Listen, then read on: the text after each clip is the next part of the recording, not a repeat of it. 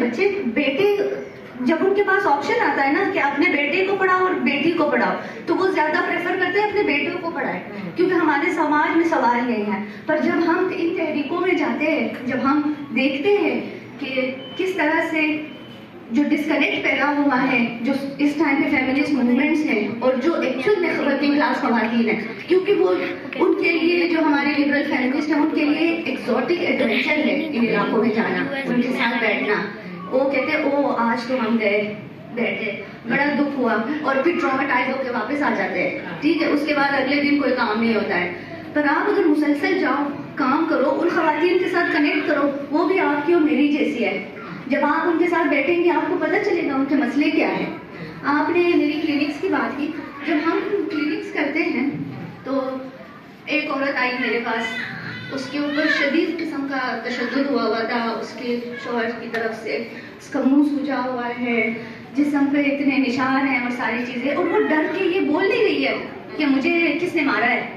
اور پھر جب آپ اس چیز کی گہرائی میں جاتے ہیں، ان سے آپ پوچھتے ہیں، ان کو آپ ایمپیتھی دیتے ہیں، پیار دیتے ہیں، سپورٹ دیتے ہیں، تو وہ پھر آپ کے ساتھ کھلنے لگتے ہیں۔ پھر وہاں سے پھر آپ ان کو لیگل ایڈ بھی دے دیتے ہیں، وہاں سے آپ ان کو ان کے رائٹس کے بارے میں بھی اویئر کرتے ہیں۔ تو یہ ایک کلینک کا مقصد ہی ہمارا اس کو کہ ہیلتھ بھی پولیٹیکل ہے، کلائمیٹ بھی پولیٹیکل ہے، فیمنزم بھی پولیٹیکل ہے، اور ہمارے رائٹس بھی پولیٹیکل ہے۔ اور یہ تب تک چینج نہیں ہوگا جب تک ہم جو ہماری طبقاتی جدوجہد ہے اس کو آگے لے کے نہیں جائیں گے، کیونکہ جیسے ہی طبقے کی بات آتی ہے وہاں سے فیمنزم کی ڈیفینیشن بھی چینج ہوتی ہے، ہمارے ایکسپریشنز بھی چینج ہوتے ہیں، اور ہماری جو انقلاب لانے کا جو ایکسپریشن ہے وہ بھی چینج ہوتا ہے۔ تو جب تک یہ گراس روٹ پہ ہم ہماری ورکنگ کلاس خواتین کی تحریکوں کو مضبوط نہیں کریں گے، ان کے ساتھ جو گیپ پیدا ہوا ہے، جو ڈسکنیکٹ پیدا ہوا ہے، کہ ہم وہ کنیکشن ہی نہیں بنا سکتے نا، کہ ان کو ہماری باتیں سمجھ نہیں آتی کہ یہ کیا کہہ رہی ہے۔ ابھی میں ایک ہفتہ پہلے میلاد پہ گئی ہوں چونکہ امر سندھو میں، مطلب میری زندگی کا وہ پہلا میلاد ہے جس میں آنٹیوں نے 1-1.5 گھنٹہ نعتیں پڑھی ہے۔ نعتیں پڑھنے کے بعد ایک دم سے انہوں نے نعرے لگائے، جاگی جاگی عورت جاگی، آئی آئی عورت آئی، تو ہم کیا کہتے آزادی۔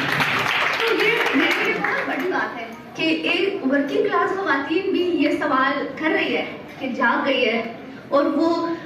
میلاد ہی ان کے ایکسپریشن کا طریقہ ہے کہ وہ اور کسی ریزن سے اپنے گھر سے نہیں۔ میلاد میں تو ساری خواتین ہی ہوں گی، لیکن اگر وہ یہ نعرے اپنے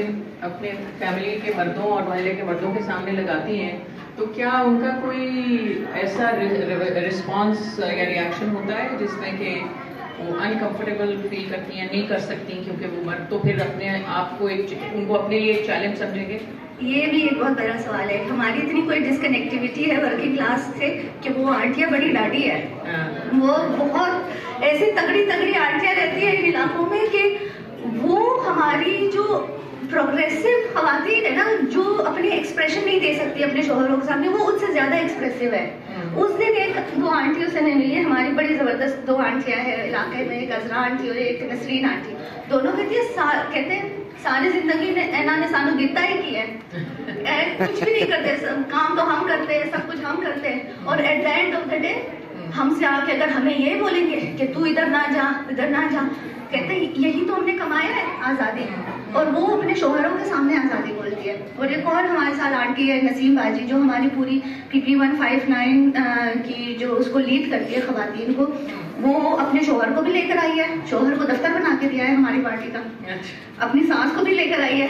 اپنی پوری جیٹ کو، نندوں کو، پورا ان کا جو خاندان ہے نا، ان کے جو چھوٹے بچے ہیں وہ بھی